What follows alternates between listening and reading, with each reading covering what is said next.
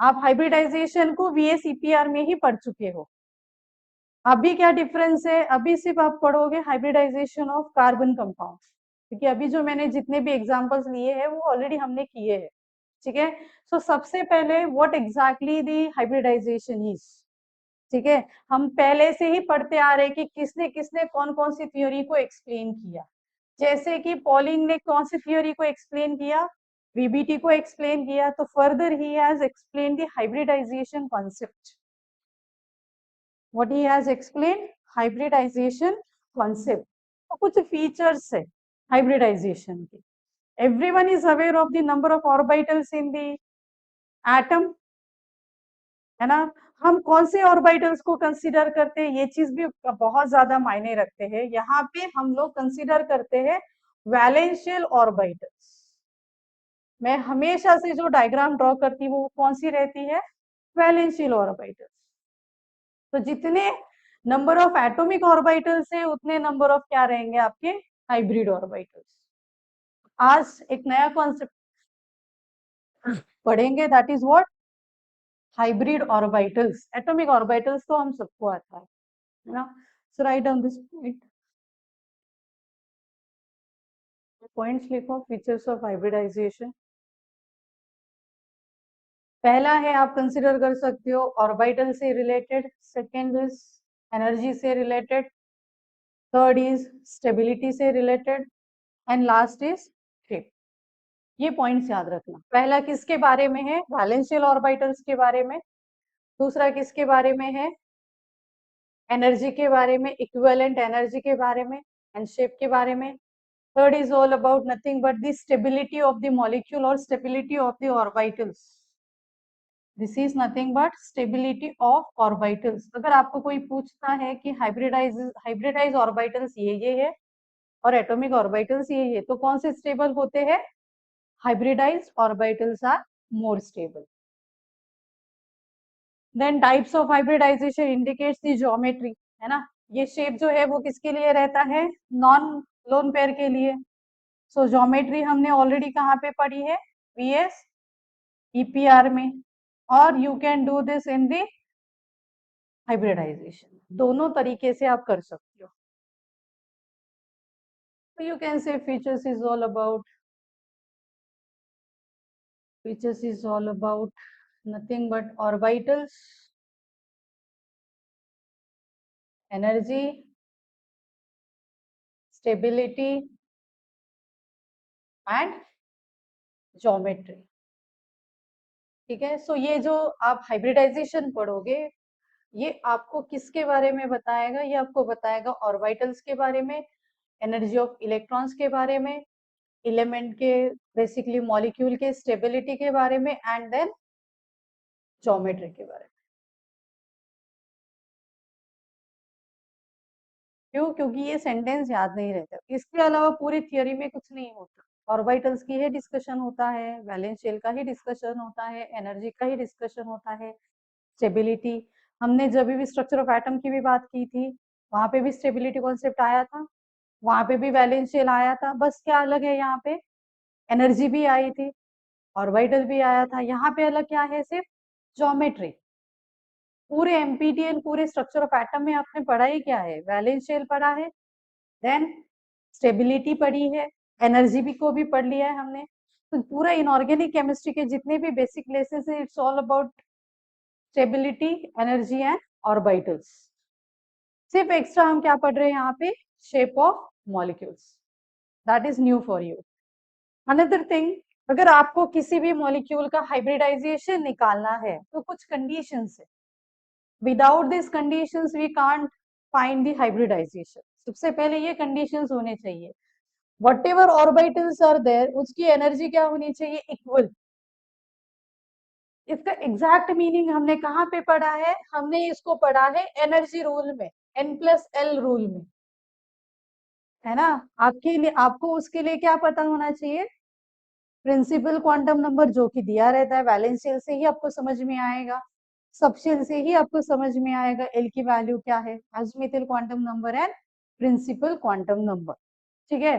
Second is promotion of electron is not necessary condition. इसका exact meaning क्या है कि आपको हमेशा इलेक्ट्रॉन को एक्साइटेड करना नेसेसरी नहीं है. It is depends on number of bonds ना. So you can say excitation और excited state of excited state of central atom is depend on, किसके ऊपर डिपेंड है? Number of bonds it is forming. Number of bonds it is forming. ऐसा नहीं है कि ma'am ने एक्साइटेड स्टेट बनाया बट समझाया सल्फर कितने बॉन्ड्स बना रहा है, 2 बना रहा है, बट आप क्या कर रहे हो, उसके 6 के 6 इलेक्ट्रॉन्स को अनपेड कर रहे हो. So that is not the necessary condition. जो आपको बॉन्ड्स में दिया है, जो आपको सेंट्रल एटम के रिस्पेक्ट में नंबर ऑफ बॉन्ड्स देख रहे हैं, उसी के रिस्पेक्ट में आप करोगे इलेक्ट्रॉन को excite.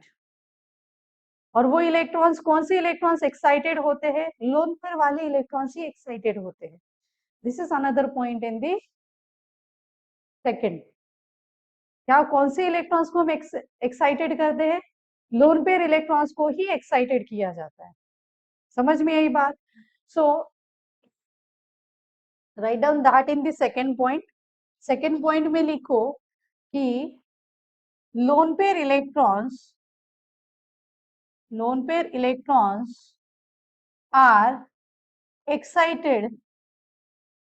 excited from lower energy orbital. ये एग्जैक्ट मीनिंग आप समझोगे. Lower energy orbital to higher energy orbital.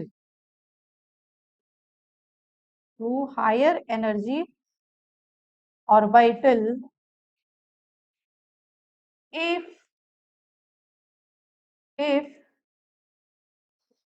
there is need of more unpaired electrons for the formation of a bond,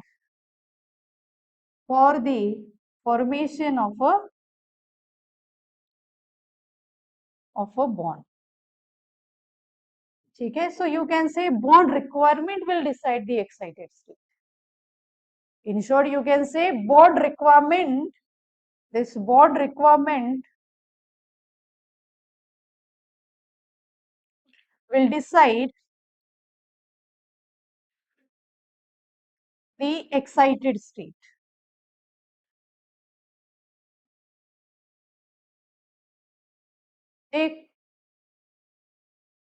Then what is the third point? All valence shell electrons considered in hybridization. कौन कौन से electrons होते हैं valence shell में? Unpaired है, lone pair. Unpaired कहाँ पे जाते हैं? बॉन्ड पेयर में. इलेक्ट्रॉन ये लोन पेयर वाले कहाँ पे जाते हैं? वहां कहाँ पे हम इनको कंसिडर करते हैं? रिपल्शन. समझ में आई बात? ये जो बॉन्ड पेयर इलेक्ट्रॉन्स ये कहाँ पे रहते हैं? This is for bonding. और अगर कोई लोन पेयर बचा तो ये कहाँ पे हम कंसिडर करते हैं? रिपल्शन में, या फिर finding out the geometry of a molecule. This is very important point guys. जितने भी इलेक्ट्रॉन्स और जो इलेक्ट्रॉन्स पाई बॉन्ड बनाते हैं from its respective orbitals, they are not considered in hybridization. Don't have pen? मांगो किसी से. इसके पास है ना, शार्दुल के पास. केमिस्ट्री को इतना भी सीरियस है, खून से क्यों लिखते? इतना प्यार क्यों है?